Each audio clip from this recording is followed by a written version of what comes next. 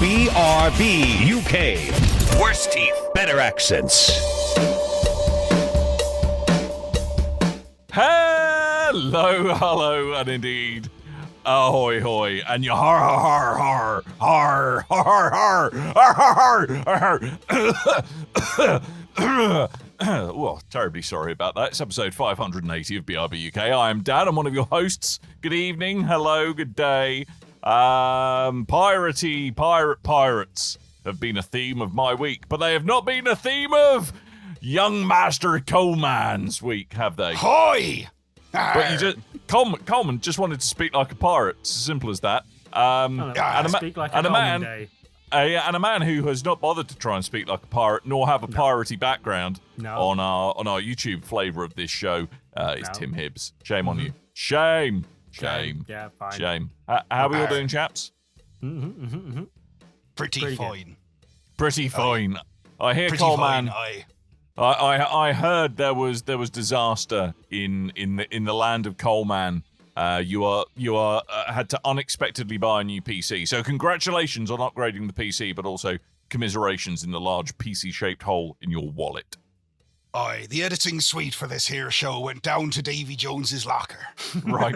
So Coleman is no longer able to make the recurring payment on his usual voice. So we're now stuck with OG Coleman, in true seaside shanty fashion. Are you going to speak like this for the entire rest of the show, Coleman?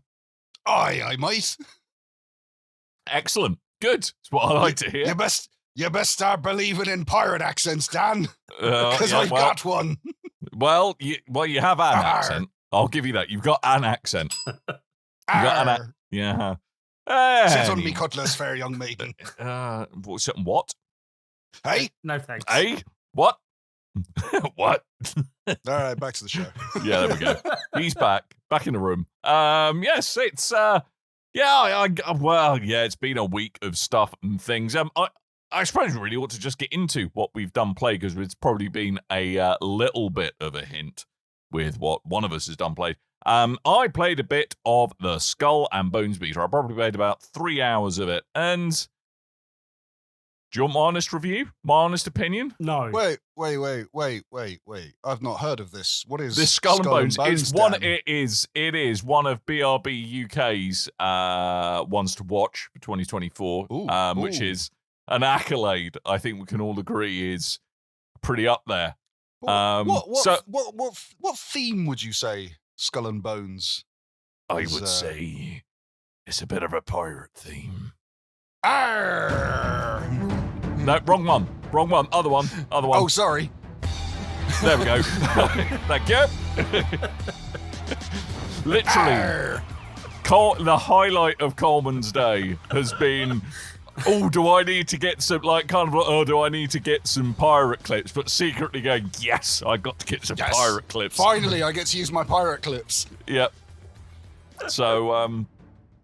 Skull and Ironically Bones. stolen from somewhere else, but you know. Hey. Yeah. Yeah, Speaking of stolen from somewhere else, look at this footage from IGN. Well, yeah. IGN, Captain. It's not stolen if you credit it. It's then just a citation. It's fine.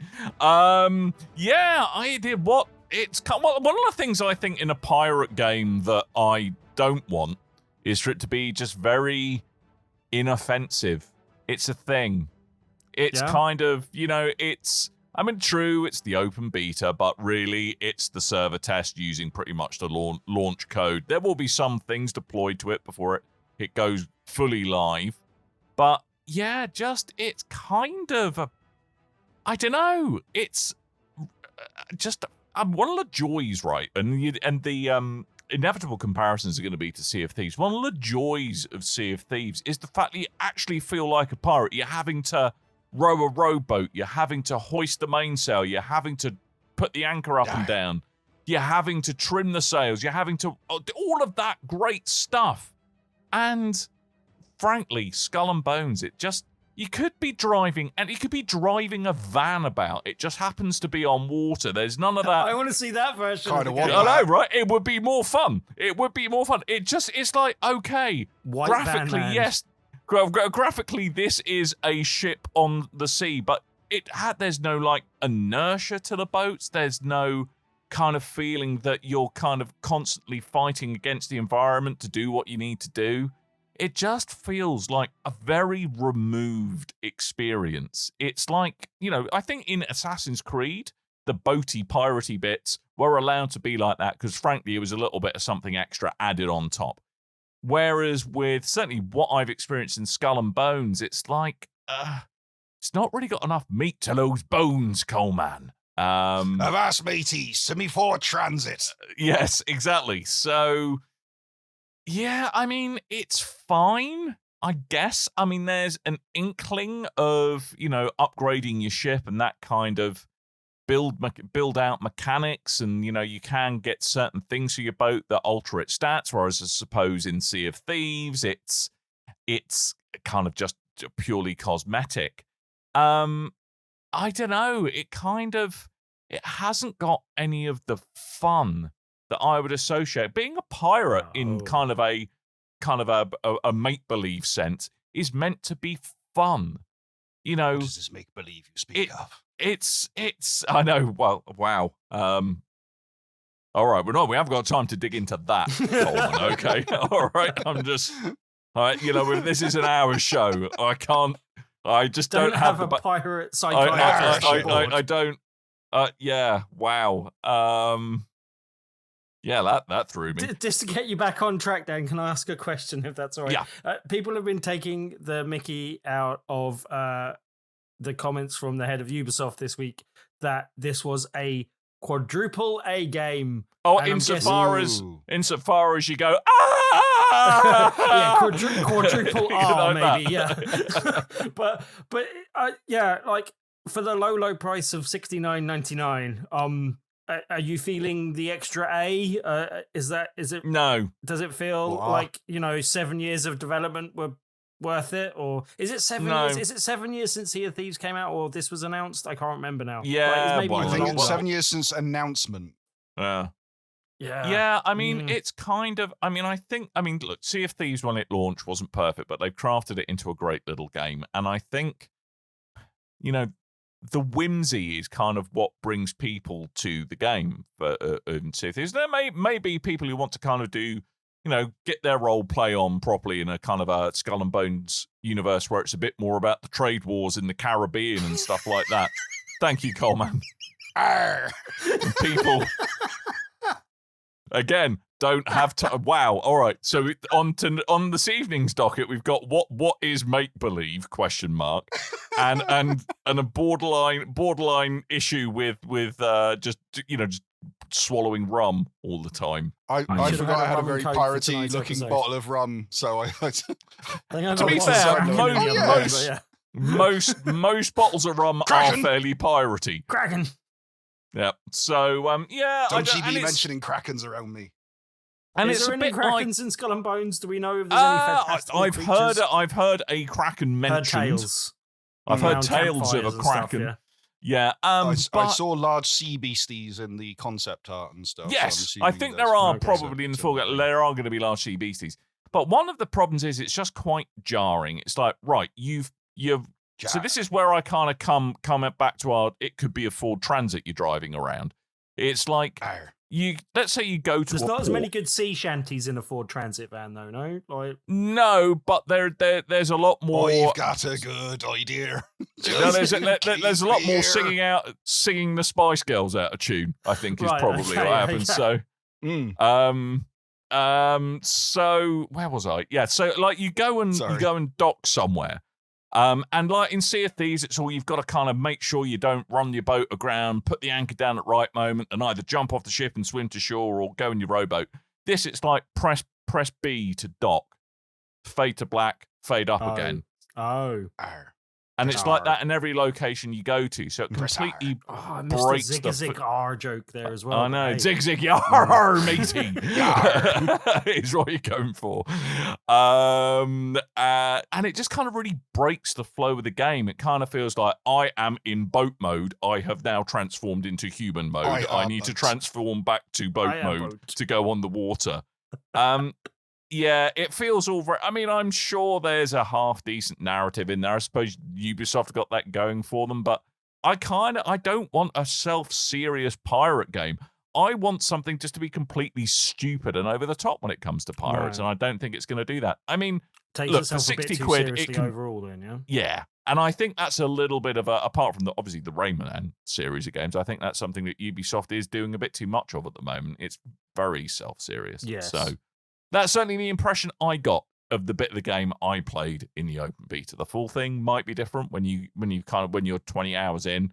I'm just not sure I'm going to have the patience to make it 20 hours in to Skull and Bones. Was there any redeeming features from the bit you saw? Was the naval combat aspects of it good? If the actual boat driving I wasn't quite good, like the idea of building your ship out. I kind of quite like the idea that you can, alter what cannons are where, so you can set the ship up to your liking. You can customize how much armor it's got versus maneuver. But there's some nice kind of RPG light elements there, but I don't know. It just felt very by the numbers. It's kind of like, yep, it's a ship. You're on a ship. You got a shooty. It didn't feel like it had any really redeeming character. It was perfectly okay and kind of a little bit not memorable. Was my experience with the beta. Also, do you create this?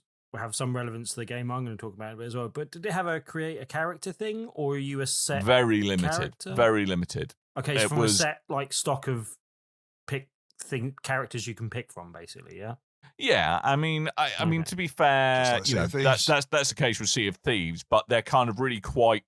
Again, I think Sea of Thieves, it feels better because the art style is kind of allows the slightly ridiculous peg leg nonsense. It's or just a ridiculously rotund pirate. Whereas, again, it's trying to be a bit Ubisoft gritty. And I think certainly you can tell that it's got its roots in certainly some tech that's a good, getting on for 10 years old now. Certainly.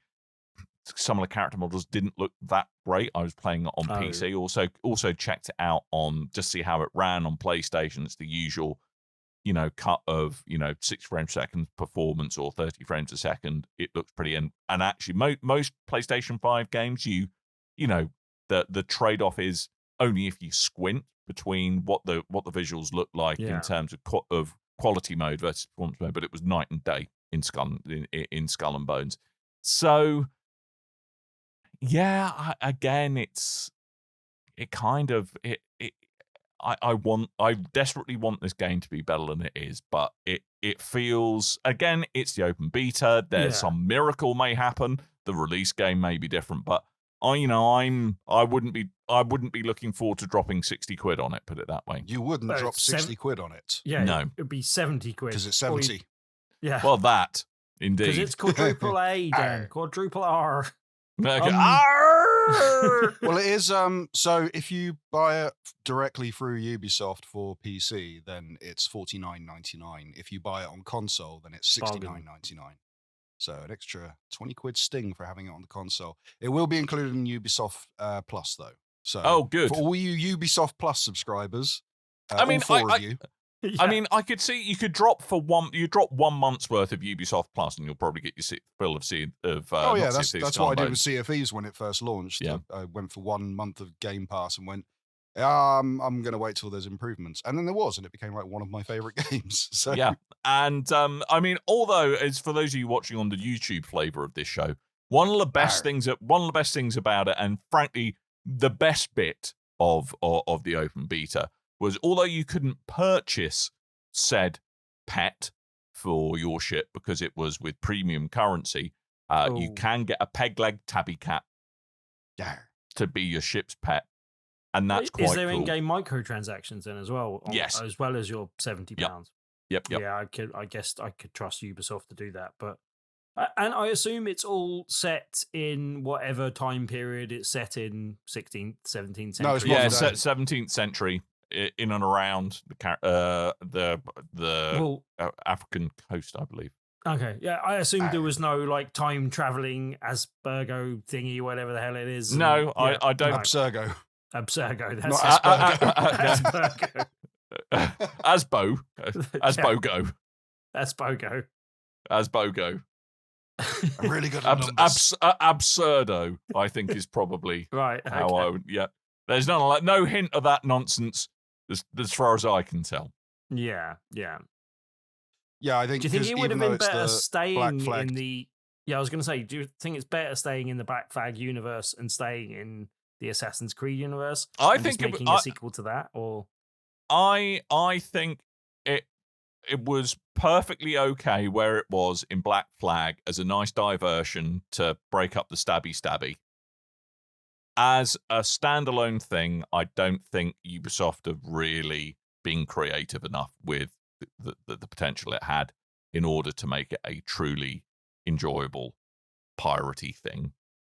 sounds like all that development time was well used. Then, Well, I think the problem is it ended up in development hell, and it probably would have been a lot, if Sea of Thieves wasn't where it was now. I think if it released day and date with or close to Sea of Thieves, as I think they originally had hoped it would, but then it ended up in several years of development hell, it probably would be, would have fared a lot better. But it kind of feels, frankly, out of date now and a bit wanting compared to what else is out there at the moment. lest ye not forget that, just to play devil's avocado, at the point of the reveal of Sea of Thieves, and we were close to the launch. Sorry, at the point of reveal of Skull and Bones, and close to the launch of Sea of Thieves, people were saying that this looked like a much more impressive game because Sea of Thieves looked very threadbare. And then when Sea of Thieves did launch, a lot of people said it was very threadbare, not a lot to do. And over time, Sea of Thieves has become this beast of a game, and it's very fun. A lot of people play it daily. And now Skull and Bones is finally coming to launch, and people are playing it going, there's not a lot to do. It's quite boring. It could very well be a few years down the line, this is an amazing game and everyone loves it. But who knows? I'm not sure it's going to get there, though, is it? I don't think. That's why it's called Devil's Avocado, Tim. Some people like it, some people don't.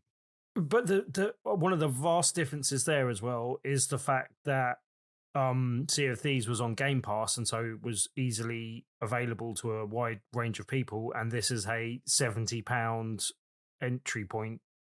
Although you can, like Carmen said, you could pony up for a month of Ubisoft Plus Ubi Plus. I was going to pick it up because I saw a deal on it, and then I did check with Dr. Gibbons first and said, "Hello, is this any good? Should I put money down on it? No? Okay, back to Sea of Thieves." Yeah. We spent a lot of time on an open beta. Let's get to an actual review game. We'll jump over to Tim. Yeah, let's jump over to Tim. We have obligations. Oh, do we? Obligations. Yes. Obligations. Yes. Woblong legations. Oh, do you know how long? Do you know how long he's going to talk about it? A woe long time. Whoa, long. Yeah, as Dan almost alluded to there, there's a game we've been talking about for a couple of years, but haven't actually properly reviewed. I think I played the demo when that came out. Oh, you talked about it before, did you? You played it in preview at EGX, not last year, the year before. And then when it came to Game Pass, I reviewed the Xbox Series S version. Yes, that's right. And that's actually what put me off playing. I have a question. Yes. I have a question. What the bloody hell is the game called, you Egypt? Wolong! And this is particularly Wolong Fallen Dynasty, not Wolong and Thanks for All the Fish, as I've been generally referred to it, but it's Wolong Fallen Dynasty, and this is the complete edition. And that's why I've come to it now. I was also, I'll say up front, given a review code, and that's the reason I've been playing it now. Because as Coleman said, we spoke about it before, and we've both got a Series S rather than a Series X. We both got Game Pass. I didn't end up playing it on Game Pass, even though it was one of my ones to watch for the year it came out, which was last year. I didn't end up playing it because Coleman said it didn't perform very well on the S. I was fortunate enough to be offered a review code for the Complete Edition, which has just come out on the PS5. With 3 expansions, I believe. Yeah, so I've picked it up and been playing that. That's why they call it the Complete Edition. Yes, and it's got all the DLC that's come out in the last year. I think it's actually 4 expansions. I'll double check that in a second. 4 expansions? I think it's 3. Okay, I could be wrong. I think it's 3. Let me check the press release. I think you're wrong because I looked at this just before we were recording. Okay. There was definitely 4 bits of DLC that unlocked at the beginning. But yeah, generally, I haven't got to the actual DLC portions of the game because they're a bit longer into the game. But it does do that weird thing where because you've bought the DLC and because you've got the complete edition, it gives you the armor and stuff that comes with unlocks of that right at the front of the game. And I always think that's a little bit weird because it's like you really like this game enough to buy a special edition of it. Here's the instant win armor. Yeah, but it's a bit weird as well because I'm a few levels into the game and I've already surpassed that armor. There is an upgrade system where you can upgrade armor as you go, so it could be that I just haven't done that for that armor, and so it hasn't kept pace with me. And I probably could have done that. But yeah, it's I just find that always a little bit odd when it. I think I should, spread that out through the game or have something where you find that during the actual sections of the game that is added as well, basically.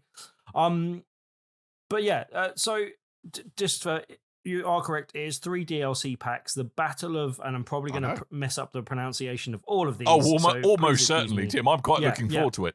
Battle of Shongan, Conqueror of Zhaidong, and Upheaval in Xinjiang. That's close enough. Excellent. I think we navigated that without Tim. Congratulations! I think you navigated that without us getting cancelled. So good job, well done. Hopefully so. But this is where my confusion came in with it possibly being 4 parts of DLC because it's along with new endgame content, the 1,000-mile journey, which includes some new characters and stuff that you can fight alongside, and some new weapon types, new stages, new divine beasts, which are your kind of like big kind of super moves. More challenging, difficult levels, expanded functions, and other bits and bobs. So yeah, like other bits and bobs, you say? Yeah, there's already quite a bit of game there. Hence the fact that I haven't got to the portions of the DLC. I will continue to play the game and come back when I get to the bits of DLC so that I can talk about those in a future episode. But just from my general impressions of the game, I'm probably 8 to 10 hours in. And yeah, it's a game that I thought I would like, hence the fact that it was on my ones to watch lists. And yeah, I'm absolutely loving the game at the moment, basically. I spoke to Kev, who'd also played a bit of the game because we recorded a VRB this week as well. Plug for the new episode of VRB, which Coleman my commiserations, Kev. Yesterday. But yeah, 3 so days of editing. he's our resident Souls-like expert, and Wolong is a bit of a Souls-like, made by Team Ninja, who, as I said when we were talking about Rise of the Ronin, which I'll come back to in a minute as well, they know how to make a good hack and slash game, so I trust them to do that well. Hence the reason I was looking forward to this. I don't, to my knowledge, they've made some games that are pretty close to Souls-likes before, but haven't actually made an actual Souls-like game until this point. I could be wrong on that, but as far as I'm aware, I think they made Neo as well, which is a lot of people talk about as a Souls-like game. That's not one that I played previously as well. But yeah, like it's as I said, really loving the game. It's in terms of Souls-like that I've played in comparison to, it's not quite as an interesting world and quite as well done world as, say, Elden Ring, which I would say is the kind of high point of Souls-like games. And the level design isn't quite as intricate and well-designed as the Demon Souls game, which is my personal preference of other Souls-like before Elden Ring. But it's pretty close. Sorry, like cat's jumping I down think behind you. Yeah, I know. I saw. But I think it only gets like just under those 2 games, and that's the only Souls-like games that I've played that I think are better than this in some regards, basically. And I actually think I might prefer the combat in this to both of those. Certainly, Elden Ring. And as I said, the world might be better in Elden Ring and slightly better designed. But it's not that this is poorly designed, it doesn't quite hit those high points that does. But I like the level design, I like the way the world works, basically in this, there's a kind of system of flags where you've got like a much more forgiving system in terms of like world exploration and stuff like that, where you can lose the equivalent of souls in this game, where you get for defeating enemies and for achieving certain things, but it doesn't feel quite as harsh because there's a kind of flags that help save that system, the point that you're at to a certain extent as you're going round. You could still lose souls, but it still feels like there's some level progression because of those flags and because of those points you get to. Also, it kind of refills your dragon healing type stuff, which is the equivalent of like the Estus flask and that type of things. It refills those just when you go up to the flags. You don't actually have to rest at them to get that refilled, which I think is system in most of the Souls games as far as I'm aware. But yeah, like just in general, it feels like you don't have to grind as much in one area as much as you do in, say, Demon Souls, or feel that you've lost a load of progression. Like for me, Elden Ring I really liked, but it felt like you could play for an hour, make one mistake by falling off a ledge, and lose all of that hour's progress basically. And this doesn't feel as punishing in that regard. Also, the combat is a bit more forgiving. Like the timing windows for parries, which are really important in Wolong, it feels a bit wider. I think that depends on the weapon you're using.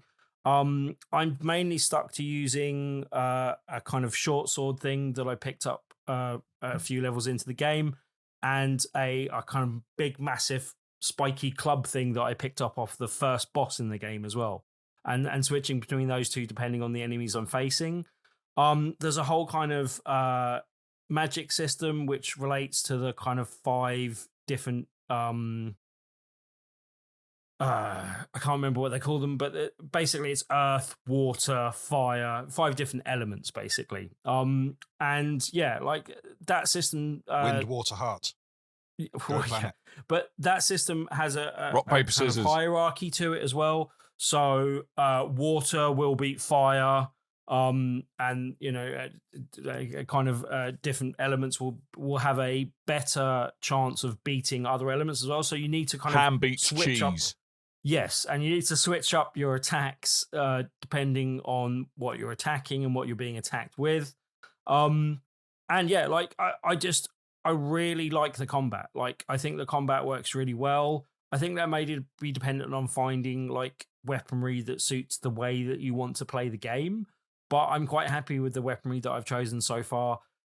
There are some things which I find like a bit giving me a slight misgivings to the structure of the game, and particularly the kind of narrative whole and how that presents itself. Like I am very confused about what they were trying to present in the opening cutscenes of who my character was and how he relates to the blind boy that kind of rescues you at the beginning, I think. And the pinball wizard. I think that it kind of I said about the whole character creation before, and long-term listeners of the show will know my thoughts on character creation, and like that's a video gamer's designer's job as far as I'm concerned. It shouldn't be left up to me, and I get a bit grumpy when I have to do. No, Tim, shut up. No, there are certain. No, wait. Yeah, okay, but there are certain games that lend you itself like well to it. Rise. You have no opinions. There's other games where it creates a problem, basically. And I think in Elden Ring, you get the kind of silent protagonist thing. There's a bit of mystery to it. It does allow you to have various different classes, and so it gives some replayability. And so there are advantages to it. And that's a similar thing in this as well. But I think this has a bigger disadvantage when that isn't as well implemented, to the not having a strong narrative thread to who you are and what your place in the world is, and how that structures. And I think that just means it gets a bit muddy and a bit lost, to the point where, as I said, I don't really know like who and how my character's viewed by other characters as much, or how my character kind of views the rest of the world and what their kind of approach is.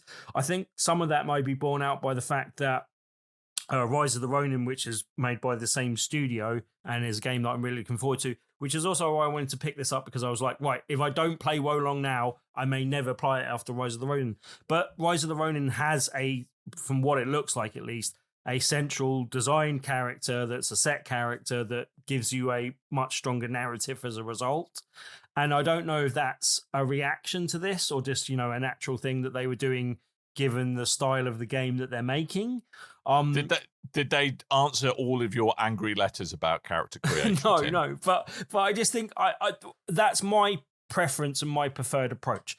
If you like a character creator, this is a very in-depth character creator, but it makes some of those things that I think are really weird. Like the only thing I spent time on really was I gave him an eye patch and a beard, and so quite piratey in some ways, but spent a bit of time on their tattoos. And I spend time on their tattoos, and then I've never seen them in the game because I'm wearing different sets of armor that don't show off any of those tattoos, basically. Mate, so it was if you play Baldur's Gate, okay, the customization, extends to what kind of penis you have, okay? Yes.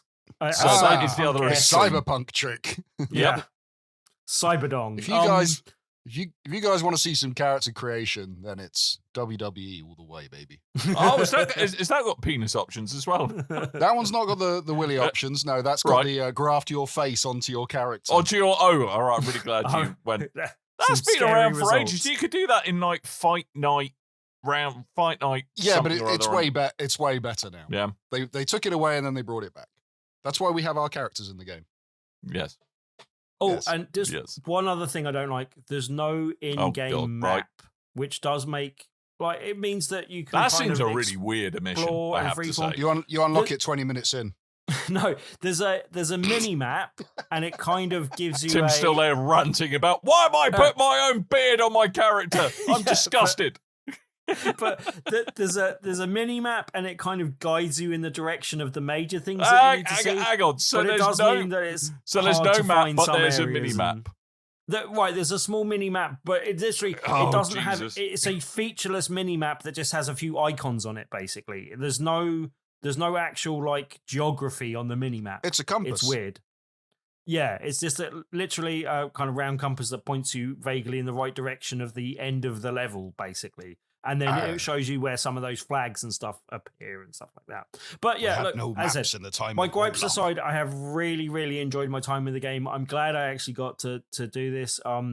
It might be worth picking up now, as I said, it's kind of a much better option financially to get all the actual bits of DLC and stuff. I believe it's £55 for the complete edition. And is it on every platform?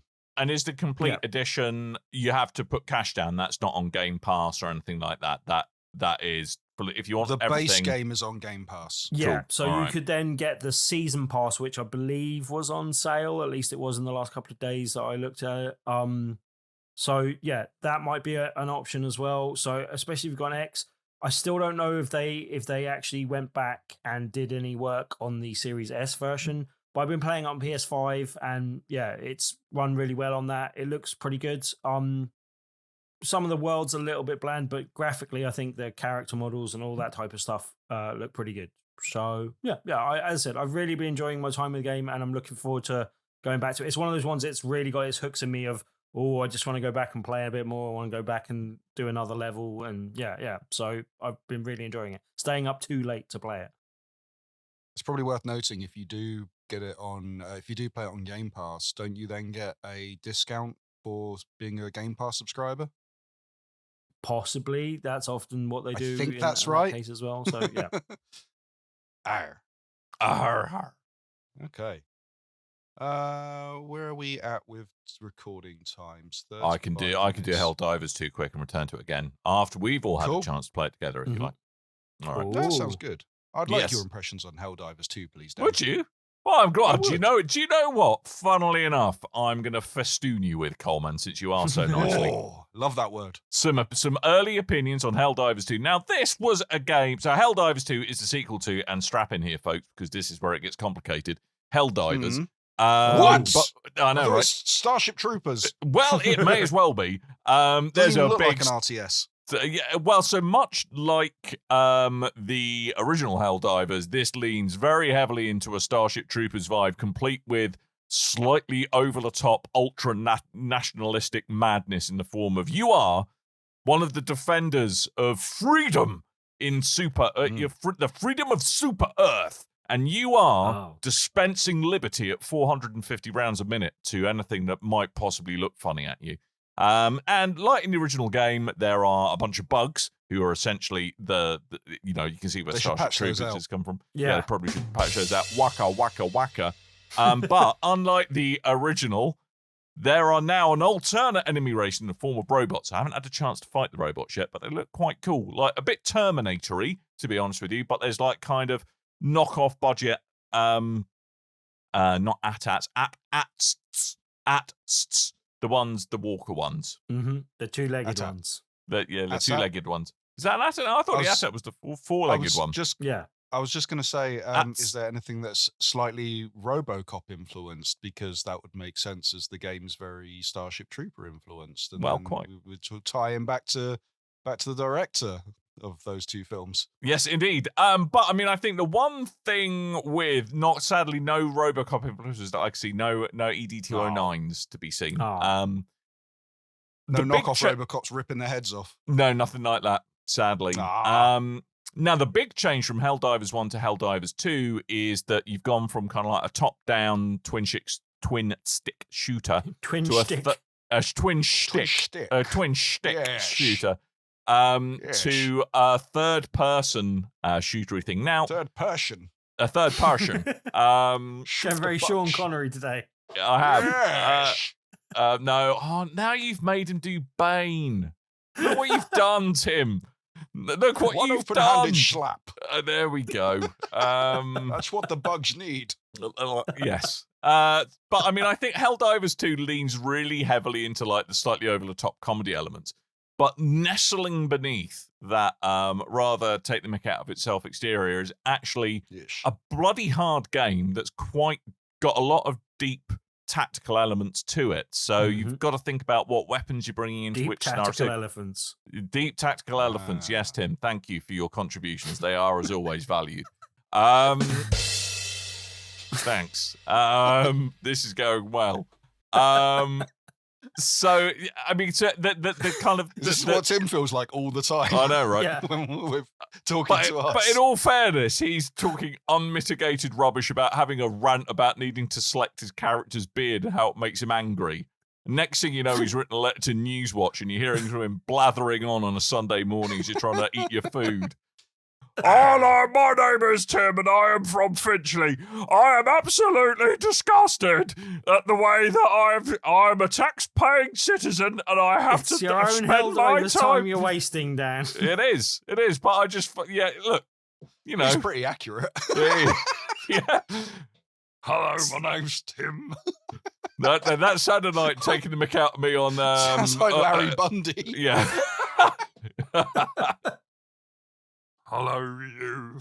Well, so yes. So Helldivers 2, you think it's going to be shooty silliness, but there's a lot of deep tactical elements to this. So the basic setup of the game is that elephants again. Is that you are having to be a Helldiver going to where there's trouble in the galaxy, wherever freedom of Super Earth is being threatened, and you've got to jump in your Helldiver pod and go down to the surface of the planet, ideally with some teammates, to go and serve them up some steaming hot freedom is what you've got to do.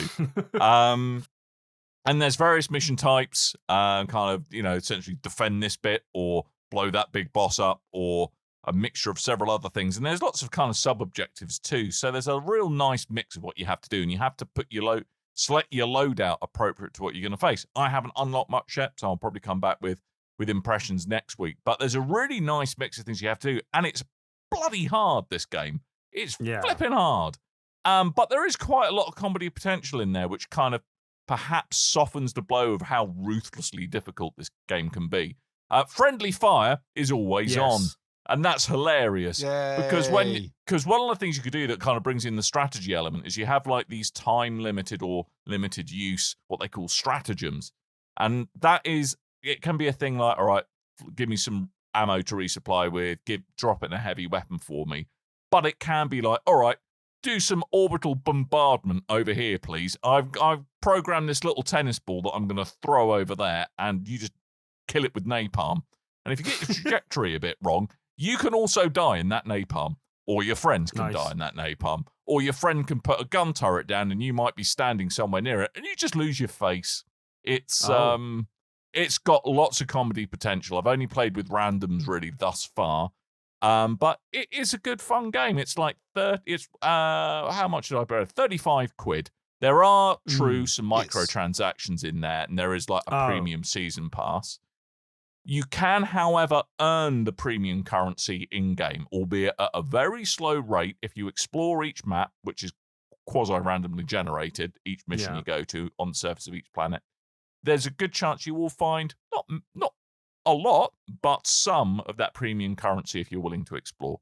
It will take you a long while probably to earn enough to buy like the premium season pass track or something like that, but it doesn't feel that that's your only option. The one thing I would say, though, is this is a completely PvE game. It's all co-op. Yeah. Yes. They said today that they're not doing any PvP because they don't want it to be toxic. Absolutely. Yeah. And I don't know what that I means. would say, however, in the premium season pass and with the Super Citizen edition, if you want to do that, the armor you get bundled in with those, or a very quick unlock with those, actually does have stat bonuses that will benefit you in the game and make you better at the game and have some way. So that I'm a little bit disappointed by that, but yeah. I was going to ask if the deal with the in-game purchases were just cosmetic, but it sounds like you're saying that they're not just cosmetic then, basically. No. Yeah? So the body armor it's got additional perks on it. But I'm kind of, because it's made with so much love and good humor and just great game design, I'm kind of inclined to go, all right, little bit of a naughty move there, Arrowhead, but okay. And you can eventually unlock stuff that has all those perks. It's just a bit later on. So. Yeah.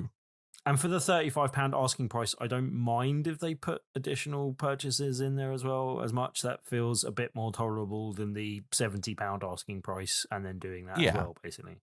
I mean, and there's a lot of things to either level up or kind of things to invest in the game. You know, there's various tiers of resources, the drop chance, or what drops depends on what difficulty of mission you're doing. So there's a bit of risk reward. There's a really fun kind of extraction bit at the end of every mission that if you don't make it to the drop ship, you know, you won't cash in the materials. They've designed it in a nice way as well, that if one person picks up a bit of kind of super currency or some resource, you all get it. So it's not like you're all racing each other. So it's kind of, which is good. In the back to get it and stuff. Yeah, exactly. But I mean, I've really enjoyed my, admittedly, kind of only 3 or 4 hours with it so far.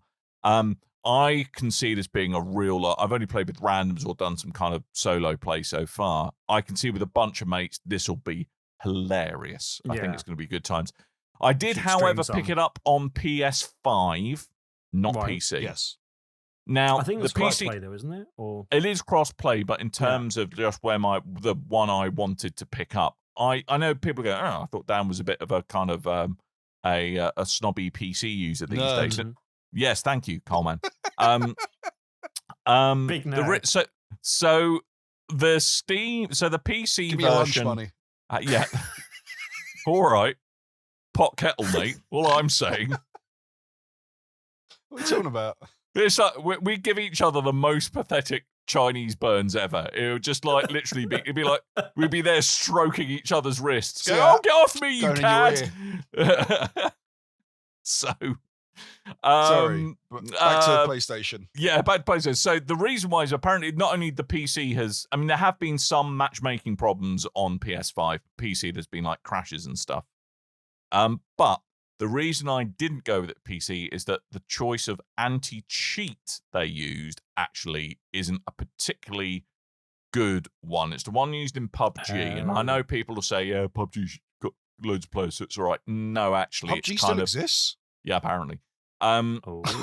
It's winner. It kind of really does grant very low level access to your system, that you are putting a major amount of trust in the developer of the game not to do something that's going to open a backdoor into your PC and allow someone to run malicious code on it. It's that grade of anti-cheat, and all anti-cheats do scan memory addresses and stuff like that to some extent. But this one kind of really is a little bit of an unknown as to what it exactly does. And I just felt like, do you know what? That and the crashes, I think I'll go PS5. And the PS5 version is great, and it kind of integrates really nicely with kind of all the haptic feedback you get via the DualSense. So yeah, good times. I heard the haptics are good in that. They're really good. And again, there's the quality. I know it's a weird thing to concentrate on, but very impressive looking capes from footage that I've seen. Yes, not Tim. often The something capes, that's done well in games. The capes are, I can confirm, the capes are impressive, and a Helldiver is very proud of his cape. So good for you. Oh, cool. There's a little Helldiver nestling in you yet. I think, yeah. I mean, it's a really, I was expecting this game to be a bit of, the way it was released and the fact there were no reviews before it launched, I was kind of like, I don't know. And I actually only picked it up once I saw the buzz online starting to go. And, I'm really glad I picked it up. So, yeah, thoroughly recommended Helldivers 2. And kind of even with when you're matching up with randoms, it seems like a really nice community. No one was toxic. People were helping each other. Does seem good. So, yeah, thorough, hearty recommend from me from what I played. And, I might have to pick it up. I was going to pick it up if one of you guys picked it up so that we could play. But I picked it up. I told you I picked it up. I know, but then I got Wolong. I pre-ordered it. Review stuff, so you're a git. So I only picked it up because I wanted to play it for one and to annoy Tim. But if you pre-ordered it on PlayStation, then I think it was like 15% off. But also, I found a place that was doing 10% off of PlayStation credit. So it was. So you decided not to tell me and just buy the game. No, of course not. Yeah, my deals. Absolute git. Where's the fun in that? No, but it's well worth. It's well worth 35 quid. And if you've Tim, you've probably, the amount of stuff you've been playing on PlayStation, you've probably got some PlayStation stars you can cash in for a couple of. I cashed most of mine in recently. So me too. I bought VR games of mine. yeah, mostly. I haven't played it since that's September, I think. Speaking of which, I'll mention because no VR. It's on sale at the moment. Forever.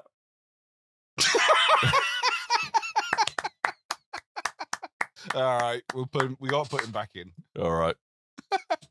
Go on, Tim. Forever Bowling is 90%. Nice. It came out at $17.99. It makes it £1.79 at the moment, and I haven't played it yet. But for that price, Forever Bowling, a bowling game, £1.79. So there you go. Forever Bowling, £1.79 on PlayStation VR 2. Okay.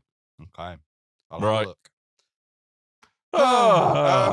We are going to skip the news, but I just wanted to quickly note, because we were going to cover this last week and then more seems to be happening this week, so I do want to just put it out there. If you don't know, there have been leaks ever since the whole court case going on with PlayStation and Xbox and the trying to purchase Activision Blizzard, which has now happened. There was a whole thing where a bunch of internal stuff has been given to the courts and produced out to the public because of that. And one of those things that's an internal seems to be the idea of Xbox first-party games going out to other platforms. And we have spoken about this before because we've seen other titles from Xbox appear on Nintendo Switch, PC mainly, of course. But now it seems like we could be getting some other titles to the rival consoles, though they don't mention what the consoles are. We can only, I'll get to that in a second. The two games mentioned to begin with are Hi-Fi Rush and Pentiment. And the idea of Hi-Fi Rush that I wanted to talk about last week is there were leaked assets that were put out, that there were a t-shirt, because you can change t-shirts on your character. There was some data mining, wasn't there, though? Yeah, data mining showed that there were exclusive T-shirts for a Switch version of the game and a PlayStation version of the game. But couldn't that have been made prior to them getting the deal with Xbox and just leftover things that they didn't take out? Maybe, who knows? But another report from The Verge this week says that those two are the games that are coming, and then also, which you should hear about soon, possibly, and this is why I don't want to go into too much, because this might have been announced by the time the show comes out, because it's happening, I think, right now. Yeah, there is all kinds of scuttlebutt being going around with whatever's happening at Microsoft, all the way from the extreme of, oh my God, they're going to stop making consoles and they're just going to publish everything on PlayStation and Switch, which has been walked back. Yeah, they've had to come out and go, no, we're making consoles, and apparently there was a whole thing internally where they've gone, no worry, staff, we're still making consoles. You're not losing your jobs, don't worry. Yeah, and that was some slightly overzealous reporting was done there, but. Yeah, I mean, I think, look, it makes a lot of sense. Xbox is, I think, it kind of certainly, as Coleman says, there's something happening literally after we stop recording here, so it'll be on next week's show. But it very much seems that the mantra under Phil Spencer is play anywhere. And I could see some softening on the 7 Seas. Yes, on the set. I see some softening of maybe not first-party exclusives, but certainly some of the studios that they've brought in. I don't think you're going to see Halo on PlayStation anytime soon, for example. Well, Dan, the rumor is later on in the year, Sea of Thieves. I could see that happening, maybe. Arr! Sea of Thieves on the PlayStation 5. You landlubbers. You are an idiot. You're an idiot. You're an idiot. But also, the report goes further into the idea of other titles like Starfield and Indiana Jones coming to other consoles. But the idea is that they first get a timed release exclusive on Xbox, and then come to other consoles, or they come out to Game Pass on Xbox and then are sold full price on other consoles, which we've seen with other things as well. I also saw rumors that muddied the water even more, saying that those type of games may not come out on Game Pass on day one in future was another thing they were considering. Oh, I can totally see that. Yeah. Oh, yeah. And then they'd be on Game Pass at some point, and then they'd come to other platforms. So that's what we saw with Diablo. So it's the whole thing. Game Pass wasn't getting use when they first announced Game Pass, and then they announced the whole day one AAA all first-party titles are going to launch day and date on Game Pass the same time as they come to stores. And then this whole thing with Bethesda, and then this whole thing with Activision. And people, oh wow, does that mean we're going to get Call of Duty day one on Game Pass? No. Oh, Diablo's coming. Are we getting that day and date on Game Pass? No. We like the money. When we say first party, we mean the other first party. Not technically first party. Yeah. It has to be Microsoft Studios, I guess. Yeah, I guess. Who knows? Which doesn't cover. See, between that and then if less of their big games don't come to Game Pass day one, and then things aren't running well on the S, I don't know how long I'll continue paying for Game Pass if that's my only access to it. So maybe that's part of their thinking, that if they're going to go that way, they're going to have to widen the net a little bit so that people can access those games through other ways, basically. But yeah, I don't know. I mean, I can see what Coleman said. I think it would make a lot of business sense to, you want to maximize your revenue throughout the life cycle of a game. Putting it on Game Pass day and date means you're getting a lot of people just go, I'll just play on Game Pass. I'm not going to plonk down 50, 60 quid, 70 quid on it. Whereas people who are really diehard fans of a game who want to play it day one will do that now. And then you go, all right, people who are interested but wanted to see what the reviews were, they'll play it on Game Pass and will secure a Game Pass income. Yeah. And then all the people who are on other platforms and secretly wish they could play this game, but they can't, now we can do it. So I think that, to me, makes a lot of business sense, really, sadly. Anyway, there is a special episode of the official Xbox podcast that's happening just after we record today. So Phil Spencer's going to be on there talking about all these Xbox business updates. Phil is in, Phil. He might tell us what's Not going like on that. here. Get off. So no touching, Phil. Which is why I didn't want to touch on this. I just wanted to touch on this a little bit because we've kind of skipped past it, and I wanted to express my excitement for playing. Well, I'll get to that later as well. But yeah, playing these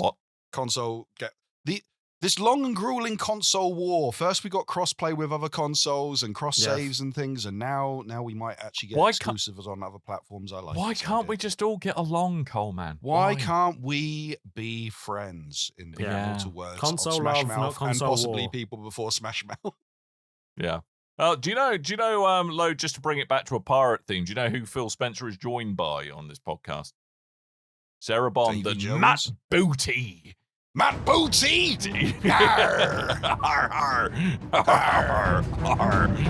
Anyway. Walk the plank, Matt Booty. Yeah. So, I think we should probably call that a show, is what I'm thinking. Booty ahoy. That was a show. Thank you for listening to us. But just before we get out of your ear face holes, we're going to tell you a couple of things that I think are deeply important. The first of which is you should go to tpublic.com/stores/BRB and buy my face or buy things with my face on it. You know what it is? There's things with my face on that you haven't bought. You should remedy this situation now by going to tpublic.com/stores/BRB. Go there, get things with my face on it. Other merchandise is available. Eating my dust. Yep. That. Good. Yes. I have nothing more to add. My work here is done. You usually set up Tim's Tabletop Tuesday bit. Oh, yeah, that. Tim, Yeah. Tuesday is Tuesday. What are you going to do is indeed. on a Tuesday? And what is happening this Tuesday on a Tuesday? All right, I'll Tuesday. probably just have a flicking session. Nice. That's not true. That is false, fake news. Anyone doesn't know, each and every Tuesday we do an event called Tabletop Tuesday at the Loading Bar in Stoke, Newington.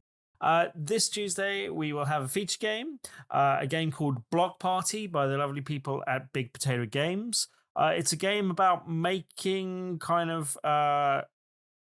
you're kind of given an item or a thing that you have to make, and then you have to make them out of little square blocks. It kind of makes the pictures look kind of 8-bit character-like kind of thing. So it's it's sort of transcendentally kind of aligned with video games, but not entirely. Are you talking about voxels?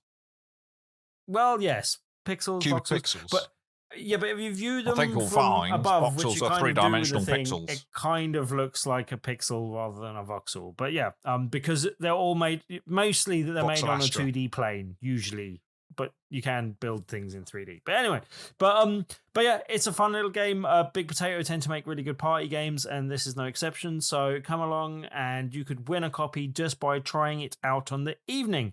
There are more details on the top left-hand corner of BigRedBarrel.com, or join the over 2,000 people in our meetup group by searching for Tabletop Tuesday. Tabletop is one word, by the way, just as I've found out. Someone live joined in the bar, joined the group while I was chatting to them, and they had difficulty finding it because they were searching for tabletop as two separate Tabletop words. dancers. Tabletop Different Tuesday. Different thing. Orders Although come Tim- trainers. Tim, if you Yes. turn up and buy Tim a drink, he will give you a lap dance wearing nothing but He a will thong. do a dance with you. That's not true at all. That is very true. That's He not will very true true. at What all. he will do, he Don't will listen turn to up. Dan. If you do that, he will go into the back. He will change into a sequin pair of budgie smugglers, shove 15 D20s down the front of it, and do you a sexy little dance. That's exactly no one what wants Tim to will see do. that anyway, but that's also not true. No. yeah. Come on, we'll verify. Isn't that what he'll do if you buy him a Yes. drink? It's what he will do. And You if can you come don't, along on Tuesday at the Loading Bar in Stoke Newington and win a game just by playing it. And this week's game is Block Party. There will be no lap dances. Or there any will other be dances sexy from Tim me. D20 dance. Is what he will. No, It no. will be. no. You cannot, There is. cannot He's lying. resist the dicks. Loading Bar, Tabletop Tuesday over in Stoke, Both Newington. made it weird. Get there. No, you're the one who made it weird, mate. You're the one who Go wants to do say all the hello sexy to the dancing. fine people at Hot Potato Games. We love them. They're Big great. potato. They're big, I like said- we are big reds. Yeah, but I say You it every said hot time. I get it potato. wrong. I know I get it wrong every time. We're not hot red barrel. We should be. That's a different type of bar event. Where again you were featured this time doing Yeah, more sexy okay. dancing. That's where the lap dancing will work. I haven't had more than 3 balls, but you can have 3 balls at once. Good. Hey, if you've enjoyed this show, what the hell's wrong with you? But thank you for listening. You can show us support by, well, first of all, going to tpublic.com/store/BRB and buying Dan's face on a shirt, or other merch is available, not just shirts. But we would like it if you go to whatever podcasting platform you're listening to us on and giving us a review. That gets back to us. We get to read it, and also it helps us in algorithms of some form. Also, if you're watching the video version of this and talking about algorithms, like, comment, subscribe, do all that stuff. Ring that bell. Ring it. Ring that bell. Ring it. You can find us on social media. We are at Facebook, X, and Threads at Big Red Barrel, and we are also on YouTube at Big Red Barrel TV. And not forgetting, we have a website called bigredbarrel.com. There is a link to our Discord. Yes. All those links are available in the show notes of this here episode. So if you're on your phone and you're listening to us, just have a look at the description, scroll down to the bottom. Links available to the things. I think they know how phones work, Coleman. Yes, that would be great. Also, ask us questions. We haven't been covering questions for a while since we've got back, because we keep devolving along into absolute madness. Not having enough time for news, let alone. Thank you. Questions. Tell your friends. That's the other way you can let people know. Mm-hmm. Go, hey, tell your friends, but phone the police about Tim doing his sexy D20 dance. If you see a man on the street in his underpants eating his own feces, and go, hey, would you like to listen to BRB UK? Sounds right up your alley. Oh, wait, sorry, a Tim. lap Didn't dance. realise it was you.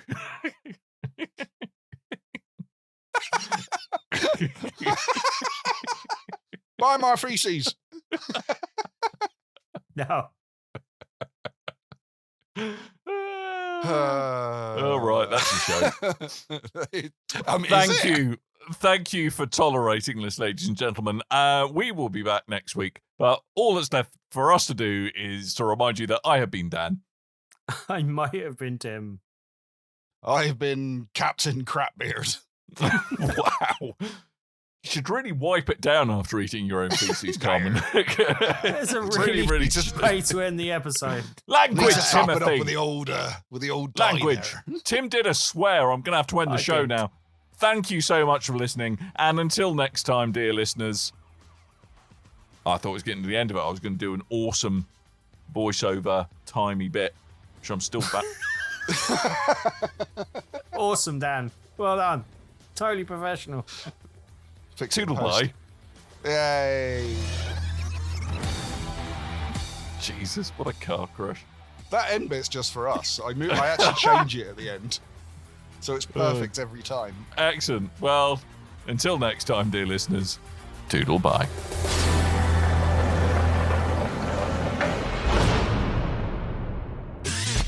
You and your ears are quite welcome for the podcasting goodness that you just heard. Why not roll on over to BigRedBarrel.com for more podcasts, news, reviews, and videos from the biggest, reddest site on the internet, BigRedBarrel.com. The Brawlfest promised fame, fortune, and a shiny title. The King of the Iron Fish. Fist? Fist. King of the King of the Iron Fish. I've got a feeling we've just stumbled upon the episode title. Is what I... No, we've